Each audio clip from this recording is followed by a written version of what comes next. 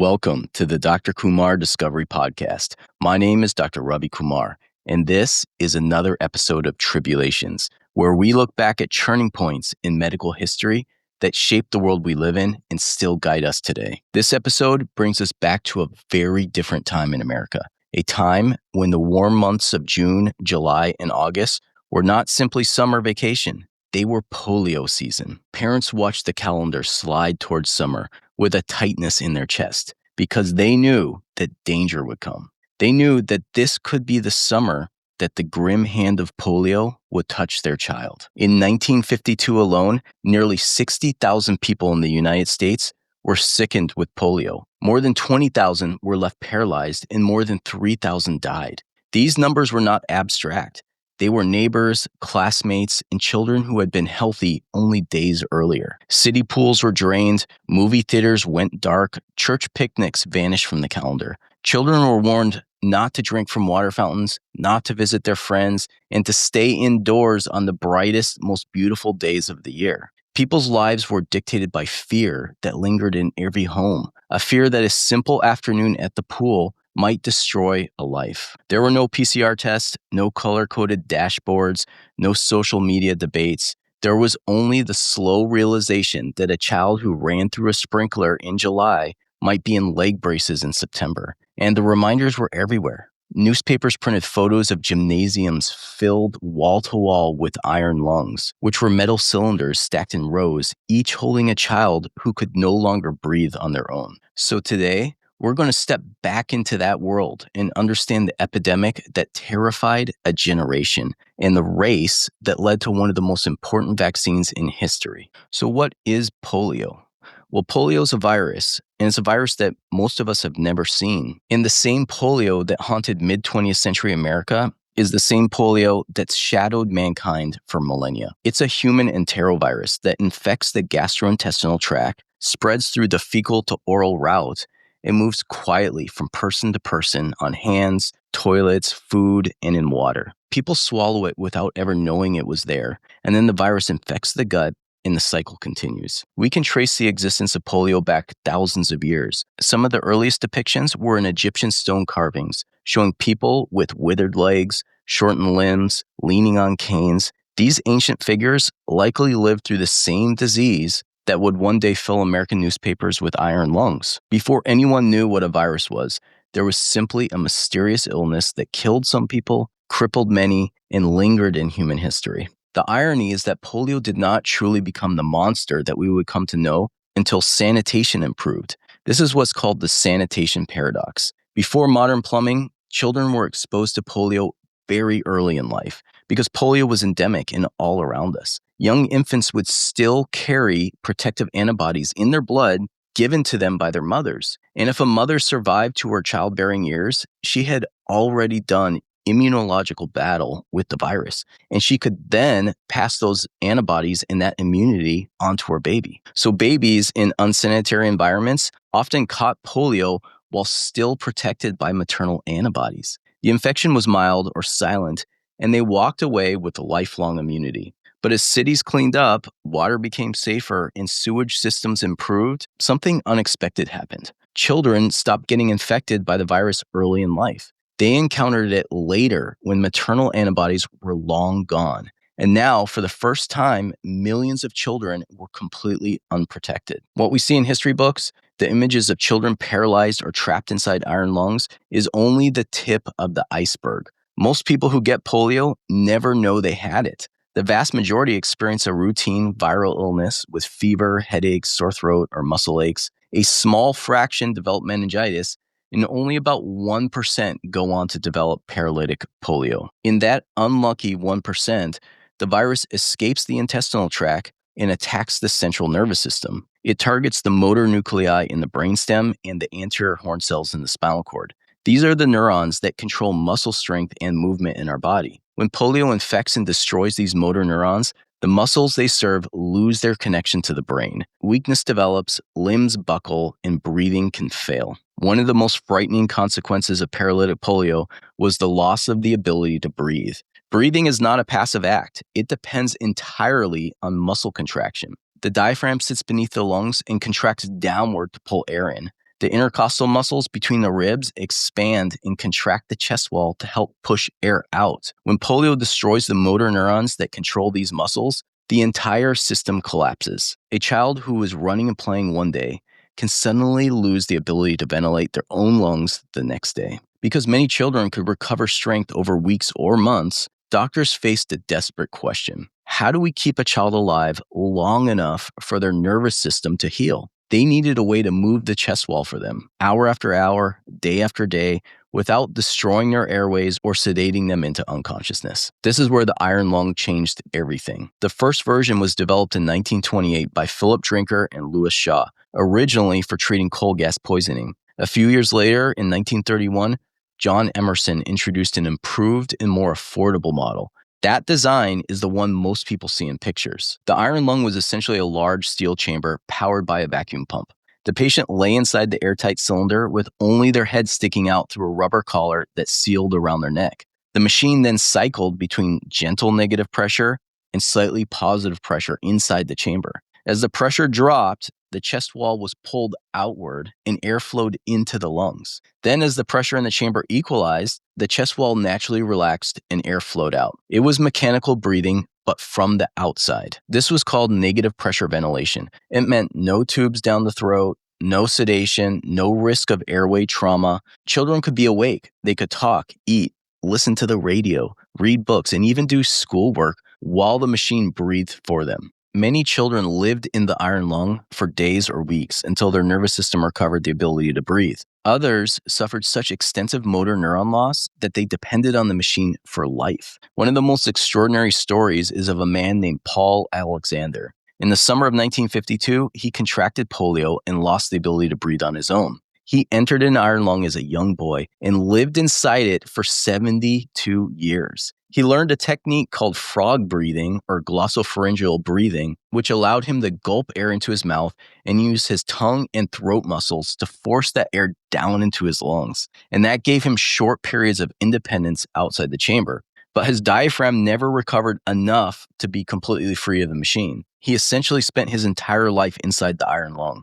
He went to school, earned a law degree, practiced law, and lived a full life with this machine at the center of it. His story is both heartbreaking and inspiring. It shows the resilience of the human spirit and the ingenuity of mankind, that someone who lost the neurological ability to breathe could still build a long and meaningful life with the help of a mechanical device and, of course, a courageous mind. One of the most famous influential cases of polio in American history was Franklin D. Roosevelt, the 32nd president of the United States of America. In 1921, after a summer trip, Roosevelt developed paralytic polio at the age of 39. He was left permanently paralyzed from the waist down. This was concealed from the public as much as possible during his political rise, but privately, it shaped the rest of his life. Roosevelt used his influence to attack polio on a national scale. In 1938, he helped create the National Foundation for Infantile Paralysis. Americans came to know it by a much catchier name thanks to a TV personality named Eddie Cantor, who urged families to mail a single dime to the White House. This movement became the March of Dimes. Millions of envelopes were mailed to the White House filled with silver coins. Those dimes did everything. They bought braces, iron lungs, and access to rehabilitation. They built treatment centers, and they funded the scientists who would ultimately discover the vaccines that ended the epidemic. Roosevelt never lived to see the cure, but the movement he started bankrolled the research that changed the world. And that brings us to Jonas Salk. Salk was a scientist who had an idea that almost no one in the mid-20th century believed in. At the time, most experts insisted that a proper vaccine had to be a weakened, live virus. This thinking went all the way back to Edward Jenner and the creation of the smallpox vaccine. The belief was that the immune system needed exposure to something alive, something that could still replicate in order to generate long-lasting protection. Salk saw it differently. He believed you could grow massive quantities of poliovirus in cultured monkey cells, kill the virus completely with formaldehyde, and use that as the vaccine. It would essentially be a dead virus, something that could not replicate, could not revert to a dangerous form, and could be produced safely at huge scale. At first, it sounded too simple, too safe, too conservative. But in early animal studies and in small human trials, the inactivated virus worked exactly as Salk had predicted it. It triggered the production of neutralizing antibodies that prevented paralytic polio. These antibodies acted like grappling hooks, binding to the virus and marking it for destruction. Still, laboratory breakthroughs weren't enough. The country and the world needed real clinical proof, and they were desperate for it. Every summer, polio swept through communities and emptied playgrounds. It was wearing down the resilience of families everywhere. So in 1954, as pressure reached its breaking point, the moment to put Salk's vaccine to the ultimate test had come. Dr. Thomas Francis, a respected epidemiologist and Salk's former mentor, led what became the largest medical field trial in history. It involved 1.8 million children. Hundreds of thousands received the real vaccine, while more than 1 million served as controls and received a placebo. These children were called the polio pioneers and received little pins and certificates for their effort. They were the volunteers, the draftees in America's war against polio. The trial began in 1954, and on April 12, 1955, America held its breath. The day was called V-Day for Verdict Day. In Ann Arbor, Michigan, Thomas Francis stepped up to the microphone and announced to the country that the vaccine was safe, effective, and potent. He reported that it was roughly 80 to 90% effective at preventing paralytic polio. The reaction across the nation felt like the end of a war. Church bells rang, factory whistles blew, people cried in the streets. Storefronts were painted with the words, "Thank you, Dr. Salk." Salk instantly became a national hero, and after such a monumental discovery, he chose not to patent the vaccine. When asked why, he offered a simple answer. Could you patent the sun? He believed the polio vaccine belonged to humanity, not to him. And because he declined the patent, nothing slowed the rollout. Pharmaceutical labs began producing the vaccine within weeks, shipping doses across the country as fast as they could be made. And America was ready, desperate even. Families had lived too long with the fear of polio. Now they finally had hope. But in the middle of this incredible moment, a tragedy occurred. One manufacturer, Cutter Laboratories, failed to fully inactivate the virus in a batch of vaccines. About 120,000 doses containing live virus were shipped out. Children who received those doses became infected. Hundreds developed paralytic polio, and several died. The contaminated lots were immediately recalled. Investigators traced the problem to Cutter's manufacturing practices, and the government rapidly tightened safety regulations for vaccine production. It was a dark chapter. But even this did not stop vaccination. Parents continued bringing their children in for the shot because they remembered what uncontrolled polio looked like. They knew the risk of the disease was far greater than any risk from the vaccine. And that public and social commitment kept the national vaccine campaign moving forward. At the same time, another researcher named Albert Sabin was pursuing a very different idea. Sabin belonged to the mainstream camp that believed that live, attenuated vaccines produce deeper, longer-lasting immunity. And in one important way, he was right. Salk's vaccine was injected into the arm. It produced strong neutralizing antibodies in the bloodstream. Those antibodies protected children from paralytic polio, but they did not stop the virus from entering the gastrointestinal tract. Vaccinated children could still get intestinal polio infections, still shed polio virus in their stool, and still pass it on to others. Sabin believed that to truly stop polio, you had to stop it in the gut. You had to trigger immunity at the mucosal surface of the intestines, where the virus first replicated. His idea was to create a live, weakened virus, one that would cause only a mild intestinal infection, but would replicate just enough to generate strong immunity. That immunity would block viral replication in the gut and dramatically reduce shedding, breaking the chain of person-to-person spread. And because it was taken by mouth, it was far easier to distribute. No syringes, no sterile equipment, no trained staff. A few drops on a sugar cube were all it took. In the United States, Salk's vaccine was perfect for the moment. Sanitation was good, distribution networks were strong, and the paralyzing form of polio could be quickly eliminated through mass injection campaigns. But in countries with poor sanitation or limited access to refrigeration and medical equipment, Sabin's oral vaccine was far more practical.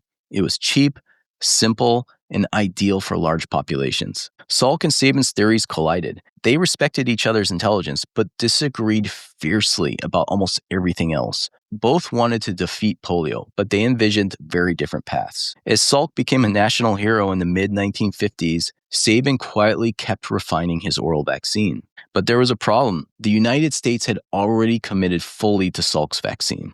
There was little room for Sabin's competing approach, so Sabin looked elsewhere. This was the era when the United States and the Soviet Union were locked in a tense nuclear Cold War. But at the same time, both countries were also battling crippling polio outbreaks. Soviet children were dying in large numbers. So Sabin began working with a Soviet virologist named Mikhail Chumakov.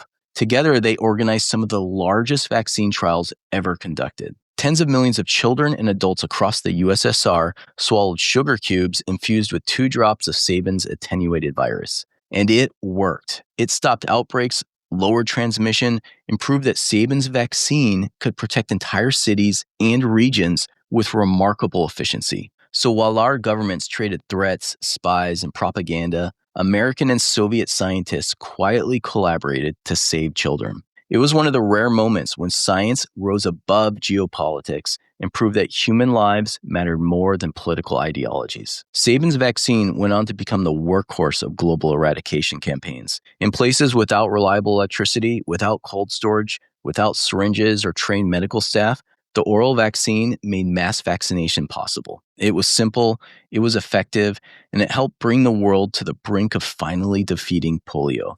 In the US, polio numbers fell like a stone. In the early 1950s, the United States saw more than 10,000 cases of paralytic polio each year. Within a few short years after vaccination, that number dropped to the hundreds, and then to the double digits. And by 1979, polio was eliminated from the United States. Globally, Sabin's oral vaccine became the engine of mass immunization campaigns through the 1960s and 70s. Volunteers went door to door, placing 2 drops of vaccine on a sugar cube and giving it to each child. Once the child swallowed it, a little purple ink on the fingertip marked them as protected. It was simple, cheap, and transformative. In 1988, the World Health Organization and UNICEF launched a global eradication initiative, and national governments joined in. Later, the Rotary Club, the CDC, and the Gates Foundation added enormous support. Since that campaign began, worldwide cases of polio have fallen by more than 99%. Millions of people who would have lived their lives in braces, wheelchairs, or died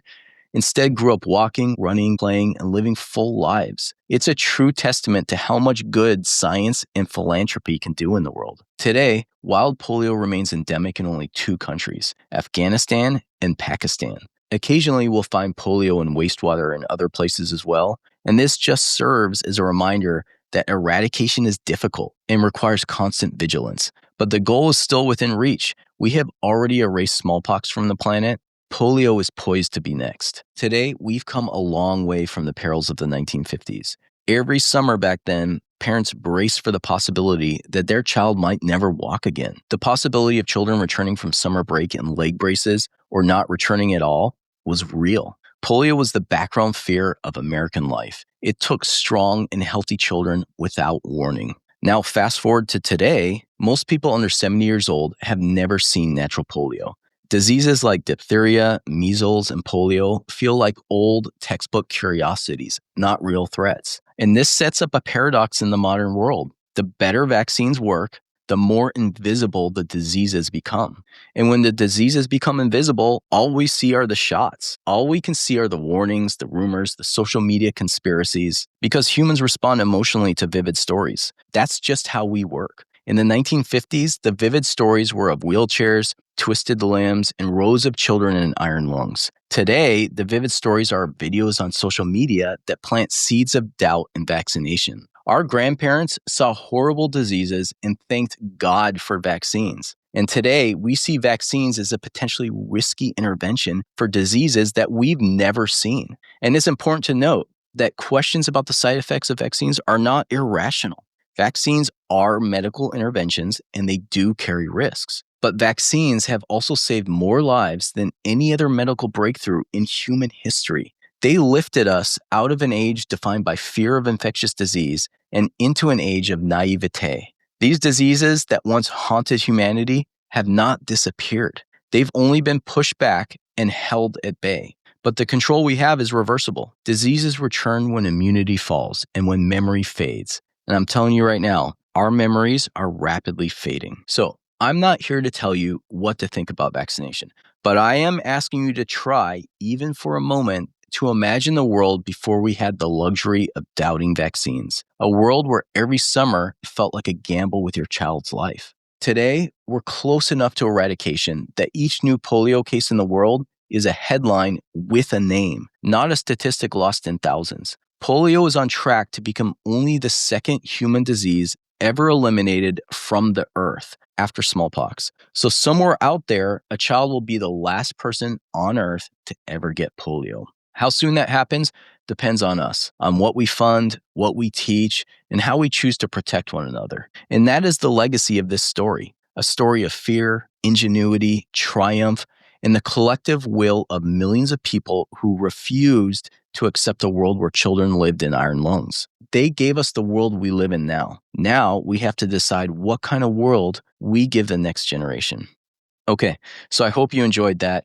In our next episode, we're going to talk about a disease that touches millions of lives, depression. It's one of the most misunderstood conditions in all of medicine, and far too many people are suffering quietly because they don't know where to begin. I want to break this topic wide open.